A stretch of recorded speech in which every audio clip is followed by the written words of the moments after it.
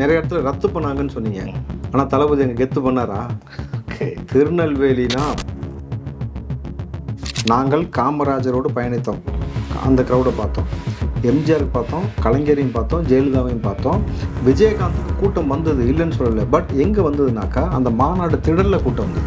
Okay. ஆனால் ஊர் முழுக்க, ஒரு ஊரே வந்து பார்த்தீங்கன்னா தளபதி போராடினா அந்த ஊர் முழுக்க மொத்த க்ரௌடு அசம்பிள் ஆனது. என் வயதிற்கு, அவர் சொன்னது அவர் 78 வயசு, என் வயதிற்கு நான் இதுதான் ஃபஸ்ட் டைம் அப்படி ஒரு க்ரௌடு பார்க்குறேன். அழகர் ஆற்றுல இறங்கினா திருவிழான்னு சொல்லுவாங்களே, அதே போல் தளபதி விஜய் களத்தில் வந்தாலே திருவிழான்ற மாதிரி அப்படியே வந்தவொடனே தளபதி தூக்கி தோலில் வச்சிட்டேன் சார். தளபதி காலில் தோலில் வைக்கிறார், சாயங்காலம் உதயநிதி அதே மாதிரி ஒரு பிள்ளைய தூக்கி தோலில் வைக்கிது. ஏற்கனவே அவர் கண்ணாடி போட்டார், அதே மாதிரி கிட்ட கண்ணாடி போடுது.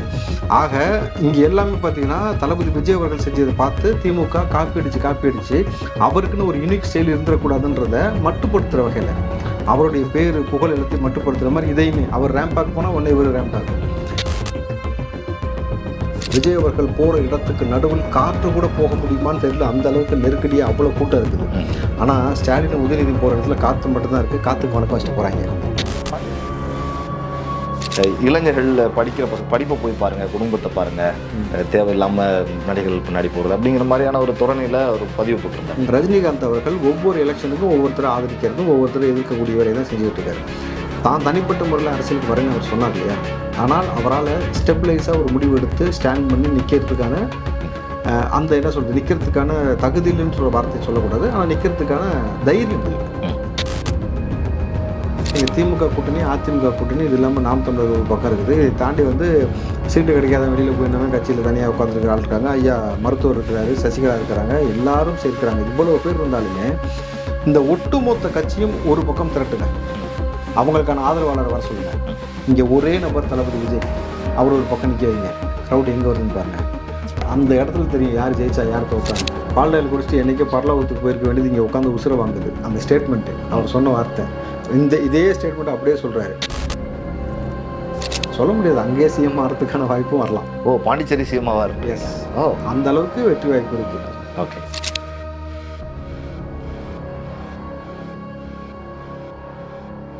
ஜாம்பவான் நேயர்களுக்கு பிரபாகரனின் அன்பு வணக்கம். இன்றைய அரசியல் அரங்கம் நிகழ்ச்சியில் நம்மோடு இணைந்திருக்கக்கூடிய சிறப்பு விருந்தினர் திரு ராவுத்தர் இப்ராஹிம் அவர்கள். வணக்கம்ண்ணா. வணக்கம் பிரபா.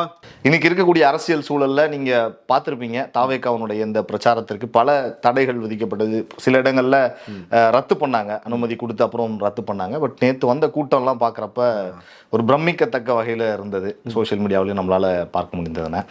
நீங்க அந்த கூட்டத்தெல்லாம் பார்க்குறப்ப வாக்கா கன்வெர்ட் ஆகிடுங்கிற நம்பிக்கை இப்போ உங்களுக்கு முதல்ல இருந்தே இருக்கு, பட் மற்றவங்களுக்கு வந்திருக்குமா அப்படின்னு கேட்குறேன். இல்லை, நீங்கள் நிறைய இடத்துல ரத்து பண்ணாங்கன்னு சொன்னீங்க, ஆனால் தளபதி அங்கே கெத்து பண்ணாரா?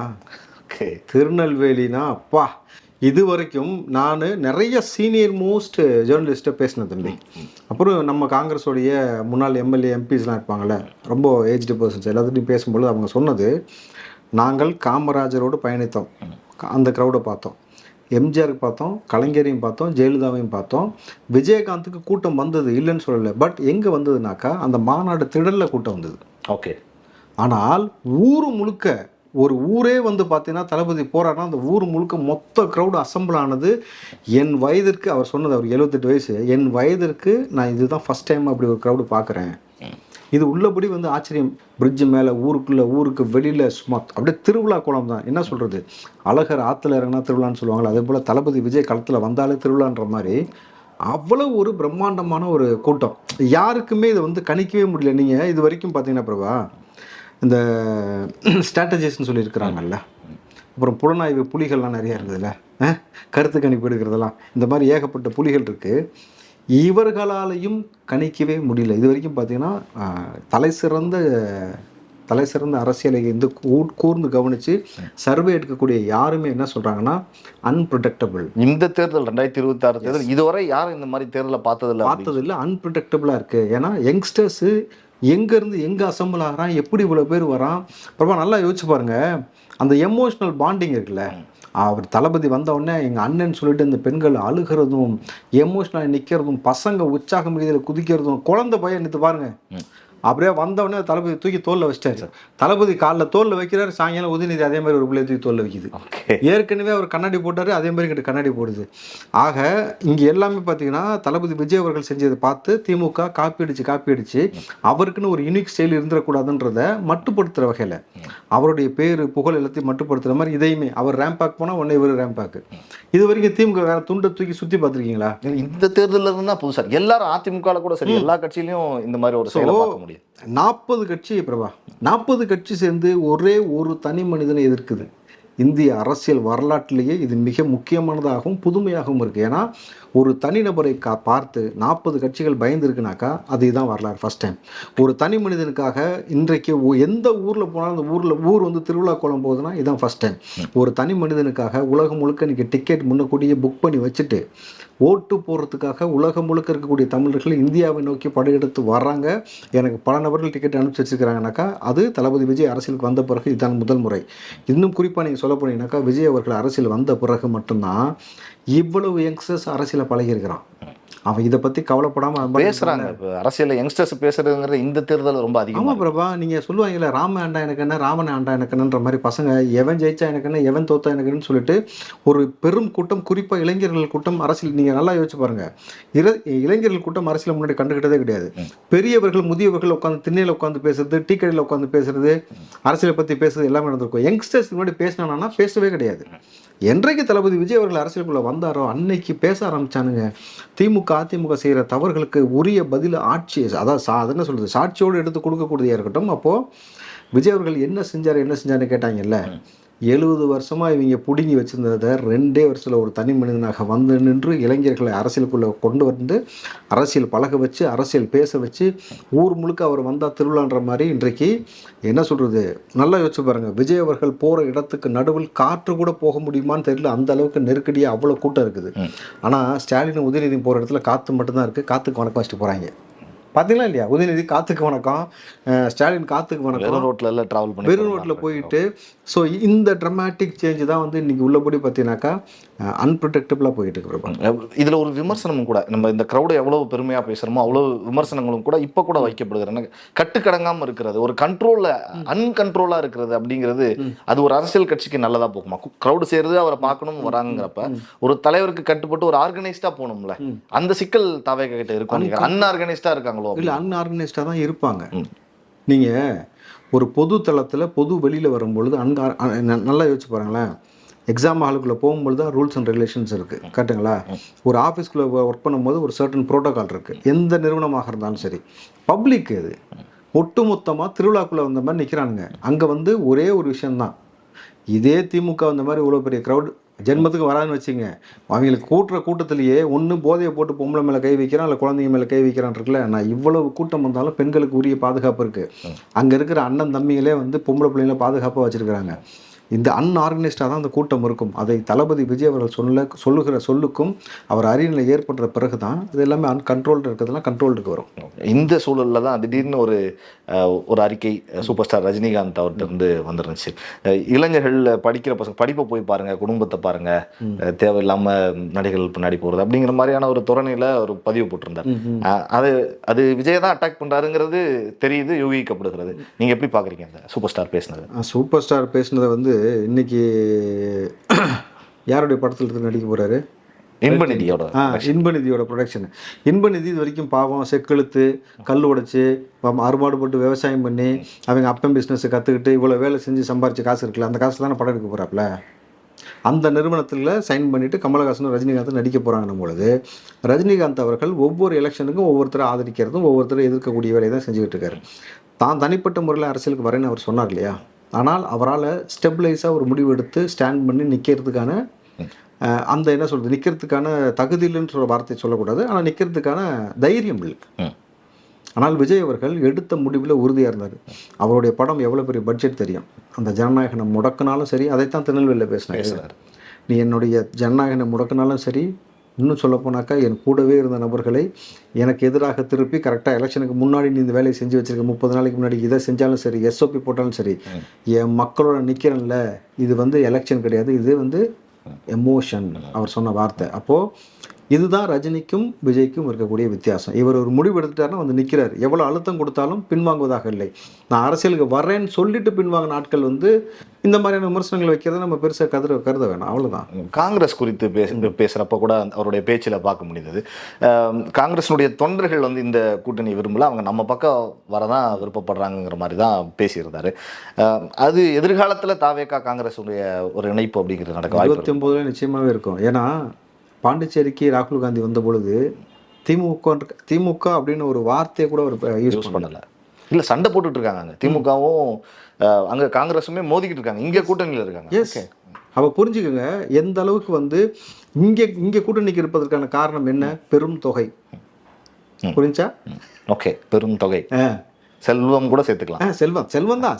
செல்வத்தினால தான் அந்த பெருந்தொகை, அந்த பெருந்தொகை ஏற்படுத்திய சிக்கல் தான் இன்றைக்கு இந்த மாதிரி ஆயிடுச்சே தவிர, மற்றபடி உளப்பூர்வமாக ராகுல் காந்திக்கு விஜயோடு தான் பயணிப்பதற்கு விருப்பம்.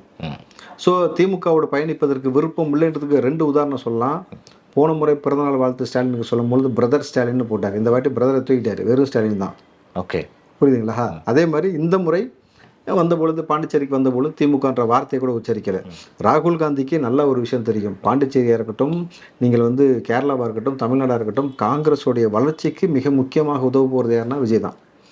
தளபதி விஜயோட வளர்ச்சிக்கு காங்கிரஸ் பெருசாக உதவுறதே கிடையாது. ஏன்னாக்கா பிரபா, நீங்கள் திமுக கூட்டணி, அதிமுக கூட்டணி, இது இல்லாமல் நாம் தமிழர் ஒரு பக்கம் இருக்குது. இதை தாண்டி வந்து சீட்டு கிடைக்காத வெளியில் போயினவன் கட்சியில் தனியாக உட்காந்துருக்கிற ஆள் இருக்காங்க. ஐயா மருத்துவர் இருக்கிறாரு, சசிகலா இருக்கிறாங்க, எல்லாரும் சேர்க்கிறாங்க. இவ்வளவு பேர் இருந்தாலுமே இந்த ஒட்டுமொத்த கட்சியும் ஒரு பக்கம் திரட்டுங்க, அவங்களுக்கான ஆதரவாளரை வர சொல்லுங்க. இங்கே ஒரே நபர் தளபதி விஜய், அவர் ஒரு பக்கம் நிற்க வைங்க. க்ரௌட் எங்கே வருதுன்னு பாருங்கள். அந்த இடத்துல தெரியும் யார் ஜெயிச்சா யார் தோத்தான்னு. நீ எலெக்ஷன் ரிசல்ட்லாம் 2வது பிறப்பா. 40 கட்சி ஒரு பக்கமாக நின்னாலும் உனக்கு ஒட்டு மொத்தமாக உனக்கு வந்து தளபதி விஜய் அவருக்கு வரக்கூடிய கூட்டத்தில் 1/4 பங்கு கூட வராதுன்னும் பொழுதே மக்களுடைய அன்பை சம்பாரிச்ச ஒரு பெரும் தலைவனாக இன்றைக்கு வந்து சமரசம் இல்லாமல் நின்று இளைஞர்களை தன் பக்கம் வசியப்படுத்தி வச்சிருக்காருல, அங்கே ஜெயிச்சிட்டாரு. 70 வருஷமாக கெடுத்து வச்சிருக்கிறது ஒரே நல்ல தலைகளை திருப்பி போட்டு சரி செய்ய முடியாது பிரபா. ஆனால் ஸ்டெப் பை ஸ்டெப்பாக பண்ண முடியாது. 2 வருஷத்தில் இவ்வளோ இளைஞர்களை மாற்றி கொண்டு வந்திருக்காருல, அப்போ எவ்வளோ பெரிய ட்ரமாட்டிக் சேஞ்சஸ் அவரால் ஏற்படுத்த முடியும்னு பாருங்களேன். இதுதான் வெற்றி. நான் இதை தான் பெரிய வெற்றியாக பார்க்குறேன். கூட்டணி எல்லாம் வரும் தாவேகாக்கு அப்படிலாம் எதிர்பார்க்கப்பட்டப்ப இப்போ தனியாக களத்தில் நின்று தொகுதிகளில் வேட்பாளர்கள் போட்டு ஒரு தொகுதி மட்டும் இல்லை, 233 தொகுதிகளில் வேட்பாளர்கள் பணியாற்றிக்கிட்டு இருக்காங்க, போய்கிட்டு இருக்காங்க. அந்த பக்கம் நம்ம பார்க்க வேண்டியிருக்கு.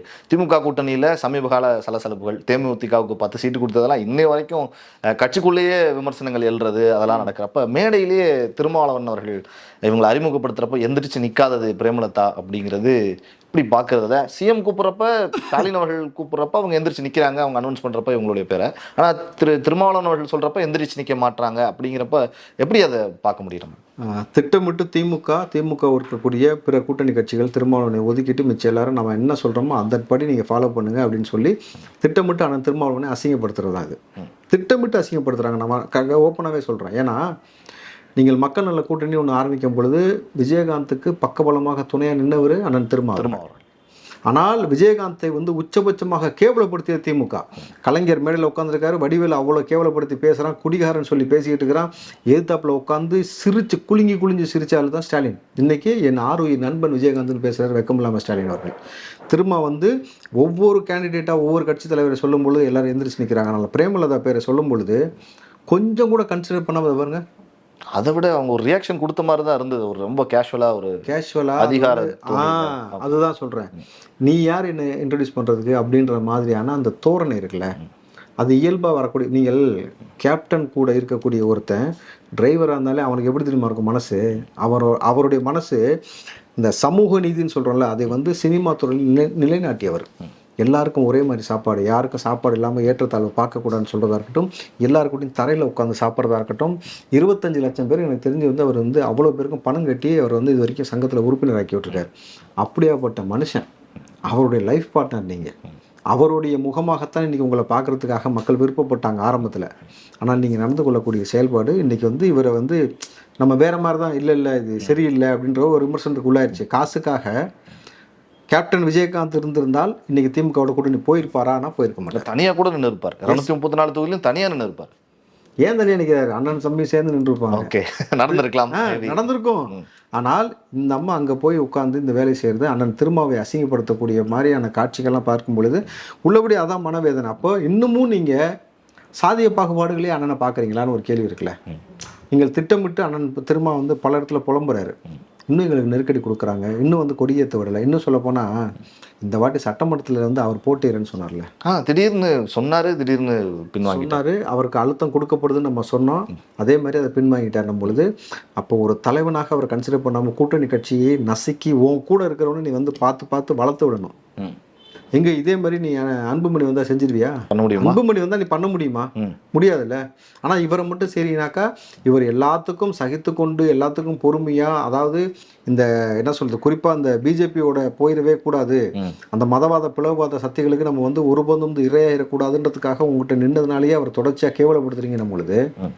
இதுக்கு மேலே என்ன சொல்றது? அப்படி ஒரு ஆப்ஷன் இருக்கிறப்ப ஒரு தாவேக்கா பக்கம் வந்திருக்கலாம்ல. அதை ஸ்கிப் பண்ணிட்டு அங்கேயே நிற்கிறார் அப்படின்னா தாவேக்கா மேலே அவருக்கு ஒரு சின்ன நம்பிக்கைத்தன்மை இல்லை அப்படின்னு பார்க்கலாமா இந்த தேர்தலில்? தம்பி, நீங்க தாவேக்காக்கு நம்பிக்கைத்தன்மை இருக்கா இல்லையான்னு நீங்க வந்து நீங்க வெற்றி வாய்ப்பு அவர் ஒரு சந்தேகத்தில் அப்படி வந்திருக்கலாமான்னு கேட்குறேன். நீங்க பாஜகனால போல தாவேக்காவுக்கு அவர் சந்தேகப்பட்டார் அப்படின்றலாம் கிடையாது.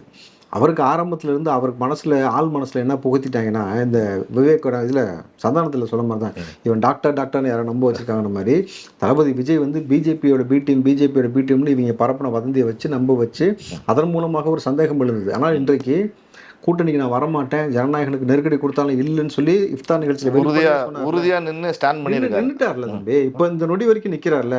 ஸோ இந்த சந்தேகத்தின் காரணமாக அண்ணன் இந்த பக்கம் இருந்துட்டு, பட் ஆனால் அவருடைய உண்மையாலுமே திருமாவளவன் நம்ம பார்த்தது அந்த அவருடைய உயரம், அவருடைய ஆளுமை எல்லாமே இன்னைக்கு நீர்த்து போயிடுச்சுன்ற பொழுது எல்லாருக்குமே வருத்தமாக இருக்குது. எலெக்ஷன் முடிஞ்சதுக்கப்புறம் அண்ணா எனக்கு தெரிஞ்சு வெளியில் வந்துடுவார் கூட்டணிலேருந்து. ஓகே, எலெக்ஷனுக்கு அப்புறம் தெரியும் ஆகணும், வேறு வழியே இல்லை. அதுக்கு மேலேயும் அப்படி மட்டுப்பட்டு அங்கே இருக்க முடியாது எனக்கு தெரிஞ்சு.